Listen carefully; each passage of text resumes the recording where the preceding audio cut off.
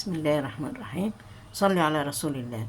النهارده هنعمل طريقة عمل الفول المدمس بأسرع طريقة للتسوية. عشان تسرعي تسويته هتحطي له نص معلقة بيكنج باودر، هيسويهولك بسرعة. يفتتلك بتاع الحباية ويخليها لك ناعمة كده، ويديكي برضو اللون الحلو البني الفاتح ده. ايضا هيديكي اللون الحلو اللي هو العدس والجزر والليمون، عشان يديك اللون الفاتح. وطبعا التغذية ليمون وعدس وجزر، يديك اللون الجميل الحلو الاورنج ده الفاتح. تمام. واللي هيسويهولك بسرعة اللي هو نص معلقة بيكربونات او باودر يعني. ماشي.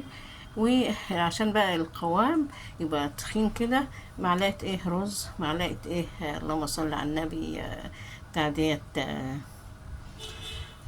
غلة اللي هي القمح. دول هيخلوا لك القوام حلو، يخلوا القوام الفول حلو وجميل. خلاص. او ممكن بقى لو لقيتي قوامه كده خفيف مش عاجبك، تمام، ممكن في الاخر تجيبي معلقه نشا، معلقه دقيق في ميه بارده كده، وتدوبيها. تمام. وبعد الاخر خالص قبل ما تنزليه تقلبيه بيها. خلاص. ياخد غلوه التانية بيها.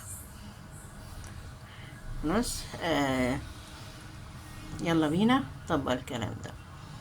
بس خلي بالك، الفول ياخد غلوة والتانية. تمام.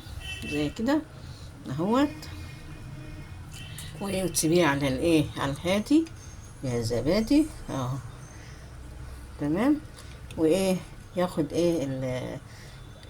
عشان لما تحطي البيكنج باودر هيفور طبعا، فانك انت تخليه على الهادي كده. ادي اهوت. ده اهو، شفت عملية الفوران دي، وهيديك اللون الفاتح. تمام.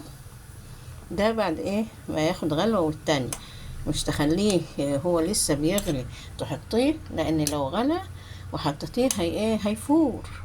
تمام. فانك سيبيه ياخد غلوة والتانية، ولما تهدي تيجي حاطة الكلام ده.